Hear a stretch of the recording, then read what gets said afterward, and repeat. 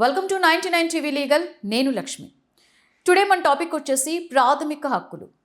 అసలు ప్రాథమిక హక్కులు ఎన్నున్నాయి, అసలు వాటి గురించి వివరణ తెలుసుకుందాం. వాటి గురించి ఎక్స్ప్లెయిన్ చేయడానికి మనతో పాటు స్టూడియోలో ఉన్నారు వరుణ్ గారు, హైకోర్టు అడ్వకేట్. నమస్తే వరుణ్ గారు. నమస్తే అండి. సార్, చాలా సందర్భాల్లో వింటుంటాం హక్కులు అని. అయితే అసలు ప్రాథమిక హక్కులు మొత్తం ఎన్ని వరుణ్ గారు? ప్రాథమిక హక్కులు వచ్చేసి ముఖ్యంగా 6 హక్కులు ఉన్నాయండి. ఓకే, దాన్నే మనము సమానత్వము, రైట్ టు ఈక్వాలిటీ అంటారు. అలాగే right to freedom of expression and thought, right against exploitation అంటే చైల్డ్ లేబర్ ఇట్లాంటివి ఏమి ఉండకుండా. అలాగే మతపరమైన హక్కులు, ఓకే, తన మతాన్ని తను ప్రాక్టీస్ చేసుకోవడానికి, ప్రచారం చేసుకోవడానికి. అలాగే ఎడ్యుకేషనల్ వైజ్ కూడా విద్యా సంస్థలు కల్చరల్ కాపాడుకునే హక్కులు, అలాగే మెయిన్గా ఏదైనా రిట్స్ కానీ వేసుకునే హక్కులు కూడా కొన్ని ఉన్నాయి. సో ఫస్ట్ ఆఫ్ ఆల్ మీరు చెప్పింది సమానత్వపు హక్కు. అసలు సమానత్వపు హక్కు అంటే ఏంటి, అండ్ అలాగే ఈ యొక్క హక్కులకి ఎటువంటి రైట్స్ ఉంటాయి? రైట్ టు ఈక్వాలిటీ అంటారండి. సమానత్వ హక్కులే వచ్చేసి మనకు అన్నిటికన్నా కూడా ఇంపార్టెంట్ హక్కు అనేది చెప్పాలి. అంటే ఇది ప్రతి చోట కూడా మనం మనిషి ఈక్వల్గా చూడటం. అది ఎడ్యుకేషన్ వైజ్లో కానీ, లేకపోతే ఏదైనా ఉద్యోగాలు, లేకపోతే ఏదైనా అపాయింట్మెంట్స్ వైజ్లో కానీ, అలాగే సొసైటీలో కూడా క్యాస్ట్, కమ్యూనిటీ, వాళ్ళ జెండర్, వాళ్ళ కలర్, వాళ్ళ ఒక ప్రాంతం, ఇవన్నీ చూడకుండా సమానంగా చూడటం. ఓకే, వాళ్ళకి ఎక్కడ కూడా డిస్క్రిమినేషన్ ఉండకూడదు.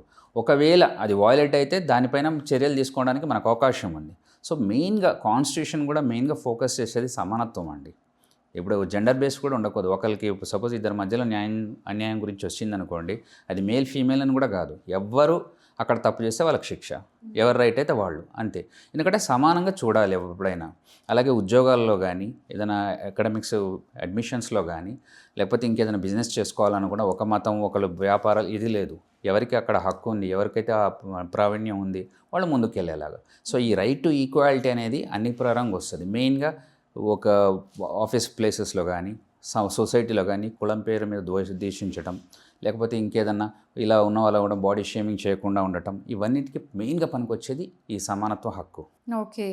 సో సెకండ్ మీరు చెప్పింది భావ ప్రకటన హక్కు. Yes. సో ఇది మామూలుగా ఏంటంటే ఎవరైనా కూడా ఏదైనా మాట్లాడేటువంటి హక్కు ఉంది, సో నాకు భావ ప్రకటన హక్కు ఉంది అని వాదిస్తూ ఉంటారు. సో అసలు ఈ భావ ప్రకటన హక్కు గురించి వివరించండి, అండ్ అలాగే దీనికి ఉండేటువంటి రైట్స్ ఏంటి? యాక్చువల్గా దీన్నే freedom of speech and expression అంటారా అండి. ఇక్కడ ఏంటంటే మనకు భావ ప్రకటన చేసుకునే హక్కు ఎవరికైనా ఉంది. యాక్చువల్గా రీసెంట్గా మనం సుప్రీంకోర్టు జడ్జ్మెంట్స్ చూస్తే కూడా న్యూస్ పేపర్స్లో వచ్చే ఆర్టికల్స్లో కూడా క్రిటిసిజం చేయడం జరిగింది. కానీ సుప్రీంకోర్టు కూడా అలా వేసిన వాళ్ళకి డిస్మిస్ చేయడం జరిగింది. ఎందుకంటే ఎవరికైనా తన భావ స్వేచ్ఛ ప్రకటన ఉంది, వాళ్ళకి అదో అనిపించింది, వాళ్ళు ఇచ్చారు, అంతే. అంత మాత్రం దాన్ని తప్పుపట్టడం అనట్లేదు. అలాగే మనం ఏదైనా మీటింగ్స్ కండక్ట్ చేసుకోవాలన్నా కానీ, మనం ఏదైనా ప్రోగ్రామ్స్ కండక్ట్ చేసుకోవాలంటే right to freedom of expression. ఎందుకంటే ఆర్టికల్ 19 బేసికల్గా కూడా మనం చెప్పేది మన ఒక భావాన్ని నలుగురికి పంచుకోవాలన్నప్పుడు మనకు ఒక అవకాశం ఉండాలి. అవకాశం ఇచ్చేది freedom of speech and expression. అయితే హేట్ స్పీచెస్ అని కొన్ని వస్తాయి. ఎందుకంటే మనకు హక్కు ఉందని చెప్పేసి ఇతరులని ఇబ్బంది పెట్టకుండా ఉండాలి. సో కొన్ని సందర్భాల్లో దానికి కొంచెం లిమిట్స్ అవి కూడా ఉన్నాయి. కానీ మెయిన్గా freedom of speech and expression వచ్చేసేది మన భావ ప్రకటన. మనం ఏదన్నా ఒక కార్యం చేయాలి అని అనుకుంటే, ఒక ప్రోగ్రామ్స్ పెట్టుకోవాలన్నా, ఇంకోటైనా కూడా ముందుకు తీసుకెళ్లేదానికి ఒక వేదిక ఈ right to freedom of speech and expression.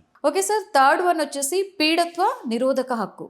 So అసలు ఈ పీడత్వ నిరోధక హక్కు అంటే ఏంటి, దీనికి రైట్స్ ఎలా ఉంటాయి?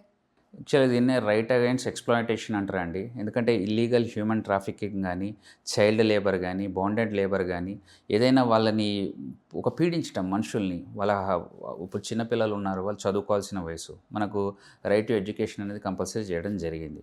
పిల్లలకు 6th క్లాస్ నుంచి 14th క్లాస్ స్టాండర్డ్ వరకు. సో వాళ్ళని ఈ పనులకు పంపించడం ఇలాంటివి కరెక్ట్ కాదు. ఓకే, వాళ్ళు చదువుకోవాలి, చదువుకునే వయసులో వాళ్ళు చదువుకోవాలి. సో బాండెడ్ లేబర్ కానీ, చైల్డ్ లేబర్ కానీ ఇలాంటివి ఉండకూడదు.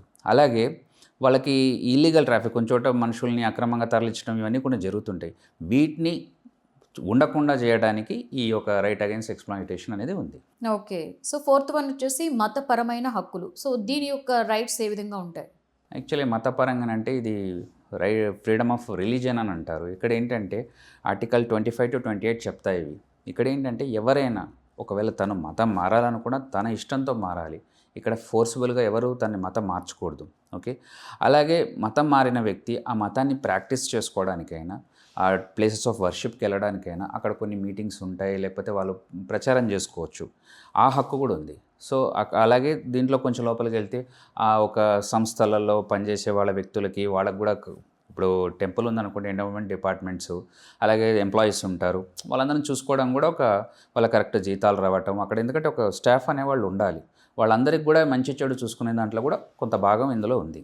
అలాగే మెయిన్గా ఏంటంటే ఎవరికైనా ఒక ఇండివిజువల్కి తన మతపరంగా తన రిలీజియన్ని ప్రాక్టీస్ చేసుకునే హక్కు, దీన్ని ఇతరులు అవాయిడ్ చేయకుండా ఉండే హక్కు, అలాగే దాన్ని ప్రచారం చేసుకునే హక్కు ఈ ఫ్రీడమ్ ఆఫ్ రిలీజియన్ కింద వస్తుంది. ఓకే. సో ఇంకొకటి వచ్చి సాంస్కృతిక విద్యా హక్కులు, దీని యొక్క వివరణ అండ్ అలాగే దీని రైట్స్ ఏ విధంగా ఉంటాయంటారు? ఇక్కడ బేసికల్గా మైనారిటీస్కి సంబంధించింది ఎక్కువగా కనిపిస్తుందండి. ఇక్కడ ఏంటంటే వాళ్ళ ఒక లాంగ్వేజెస్ కానీ, వాళ్ళ ఒక టీచింగ్స్ కానీ, వాళ్ళవి ఏవైతే కాపాడుకోవాలి ఎడ్యుకేషన్ పరంగా కానీ, వాళ్ళవి ఏవైతే ఉన్నాయో ఆ మైనారిటీస్ రైట్స్ కానీ మిగతావన్నీ కూడా ఎక్కువ శాతం ఇక్కడ కవర్ అవుతాయి అన్నమాట. అంటే వాళ్ళ ఒక తక్కువ జనాభా ఉన్న వాళ్ళు ఎవరైనా కూడా వాళ్ళవి ఎడ్యుకేషనల్ ఇన్స్టిట్యూషన్స్ నడుపుకోవడానికి కానీ మిగతావి ఏదైనా కూడా అది ఉల్లంఘించకుండా వాళ్ళకు ఒక హక్కుని ఇస్తే వాళ్ళు కరెక్ట్గా దాన్ని ముందుకు తీసుకెళ్లేలా ఉంటుంది. సో అవన్నింటిని కాపాడేదే ఈ ఒక సాంస్కృతిక కానీ విద్య కానీ హక్కు కానీ ఉంది. అండ్ వరుణ్ గారు, లాస్ట్ వన్ వచ్చేసి నేను విన్నది ఏంటంటే heart and soul of constitution, రాజ్యాంగపరమైన హక్కులు. సో దీని రైట్స్ ఏ విధంగా ఉంటాయంటారు? యాక్చువల్గా ఆర్టికల్ 32ని heart and soul of the Indian constitution అంటారు. యాక్చువల్గా మనకు ఏవైతే రిట్స్ ఉన్నాయో, రిట్స్ అంటే ఒక రెమెడీ. మనం ఇందాక చెప్పుకున్న ప్రాథమిక హక్కుల్ని ఉల్లంఘన జరిగితే మన హక్కుల్ని మనం కాపాడుకోవడానికి, ఈ ప్రాథమిక హక్కుల్ని కాపాడుకోవడానికి మనం రిట్స్ అనేవి వేస్తాం. ఆ రిట్స్ అనేది హైకోర్టులో అయితే ఆర్టికల్ 226 పరంగా, సుప్రీంకోర్టులో అయితే ఆర్టికల్ 32 పరంగా. ఈ యొక్క ఆర్టికల్ని హార్ట్ అండ్ సోల్ అంటారు, ఎందుకంటే మన హక్కుల్ని కాపాడుతుంది. ఒక ఇల్లీగల్గా ఒక పర్సన్ని అరెస్ట్ చేస్తే దాన్ని కోర్టులో పరచడానికి హేబియస్ కార్పస్ వాడతారు. ఒక గవర్నమెంట్ వ్యవస్థలో ఏదైనా అవకతవకలు జరిగినా, అధికార దుర్వినియోగం జరిగినా మ్యాండమస్ వాడతారు. అలాగే ఒక లోయర్ కోర్టు తన పరిధిని దాటి జడ్జిమెంట్ ఇచ్చిన ప్రొహిబిషన్ రిట్ వాడతారు. అలాగే సెర్చ్యూరీ ఉంది. ఓకే, మనకు ఒక లోయర్ కోర్టు ఒక ఫైలు రికార్డు హైకర్ కోర్టుకి వెళ్ళటం. అలాగే క్యో వారెంట్, కొందరు అధికారం అంటే వాళ్ళకి ఆ ఎలిజిబిలిటీ లేకున్నా కూడా ఆఫీసెస్ రన్ చేస్తారు. ఏ అధికారంతో నువ్వు ఉన్నావు, ఎందుకంటే ఆ అధికారం దుర్వినియోగం చేస్తే మనకు ఎఫెక్ట్ పడుతుంది. సో మన హక్కుల్ని మనం కాపాడుకోవడానికి ఈ రిట్స్ని సుప్రీంకోర్టులో బేసికల్గా ఉపయోగించి heart and soul of the constitution. Okay, right. Thank you Varun garu. So ఇది ఈరోజు టాపిక్. మరో టాపిక్లో మళ్ళీ కలుద్దాం. Stay tune to 99 TV.